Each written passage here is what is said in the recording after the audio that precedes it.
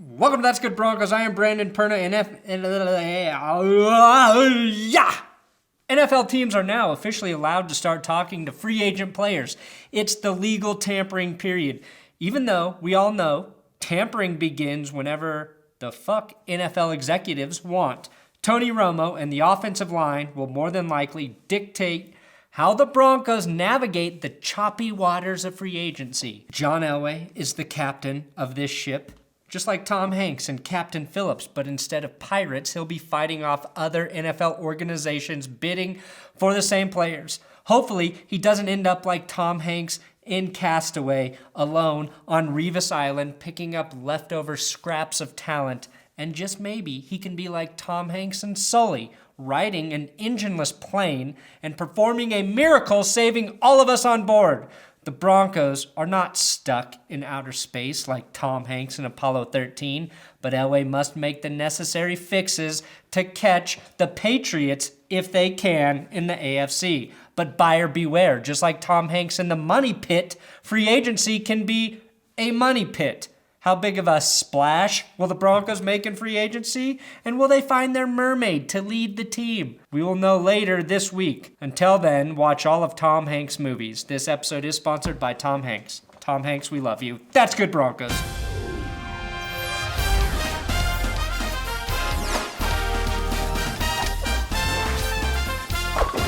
Actually, this episode is sponsored by CWHemp.com. You can go there now. Use my promo code ThatsGood to get 10% off of your Charlotte's Web hemp oil. My back. I've told you I've used it for my back. I tweaked my back again recently. And guess what I used? Oh, I doubled up on my hemp oil, did stretching, and instead of being out a week with a fucking fucked up back, I was back on my feet in 2 days. That's a pretty big difference. With the opening of the tampering period, there's a lot to discuss.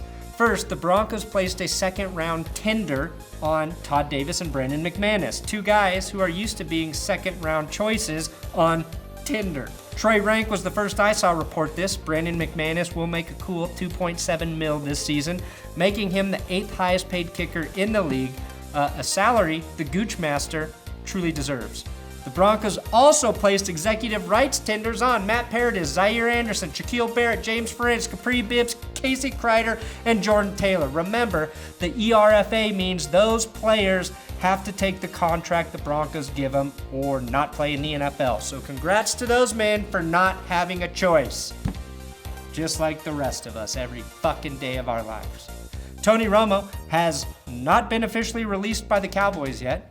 Maybe they're still trying to get a little something for him. I don't know. The Broncos are still the favorites to land Tony Romo, and Broncos fans still remain the favorites to tell Romo to piss off if he does arrive in Denver.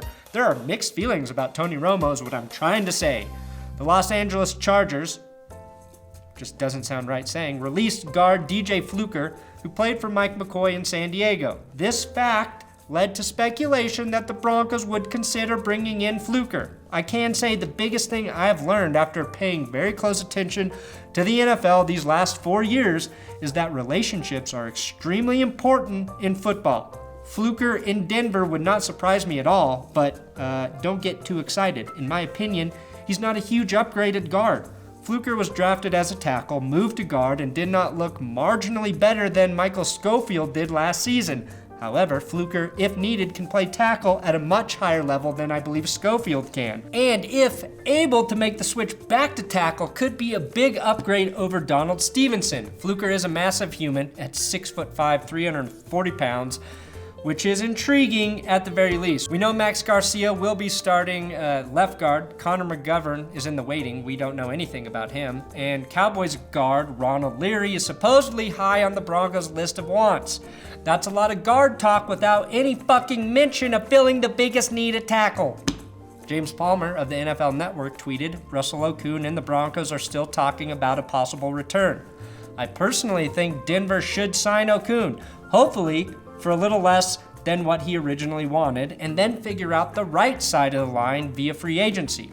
Does this mean signing Fluker, Leary, or Wagner, or any combination of the three, while releasing Sambrailo, Schofield, and Stevenson, or any combination of that three? I don't know. I'm not a money accountant. Just give me the goods already.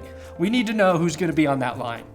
What I do know is the Broncos now only have about $36 million in cap space after they swiped and tendered all the players I mentioned earlier. If Stevenson is released, that will add another $3 million back onto that number, but that is yet to happen. Washington's defensive lineman Chris Baker has emerged as a player the Broncos are supposedly very interested in. Baker played with the Broncos in 2009. He was a rookie undrafted free agent with old boy Joshy McDaniels. He lasted 1 season in Denver and now could return after putting together solid 2015 and 2016 seasons where he notched 6 and 3.5 sacks respectively. Baker wasn't in my defensive free agent video. He was an omission because I'm fucking stupid. Baker is interesting also because he can play nose tackle and defensive end, which makes him very appealing to the Broncos. He'd be a huge upgrade as a run stopper opposite the Wolf, while also providing the QB pressure we became accustomed to with Malik Jackson. Chris Baker would be a better fit than, say, Dontari Poe, and similar to Brandon Williams, but with better pass rushing ability. Calais Campbell is almost certainly going to command too much money, so Baker may be winning a Super Bowl with the Broncos, specifically Super Bowl 52. Just saying, Chris. Yeah, that's pretty much it. Just a fuck ton of speculation today, but the wheels are turning. They are turning. Things are about to happen. So also, thanks for everyone who continues to vote for me in the Mile High Report tournament. I have defeated the Honorable Andrew Mason and now face my mentor, Vic Lombardi. I'll need you more than ever, and I can say he is already threatening me. He's threatening my safety. So don't forget to vote again on Monday, and yes, I will have another campaign video revealing just how ruthless the Lombardi family is. Thanks for watching. That's Good Broncos. Make sure you subscribe here. God damn it. Please subscribe to this channel on YouTube.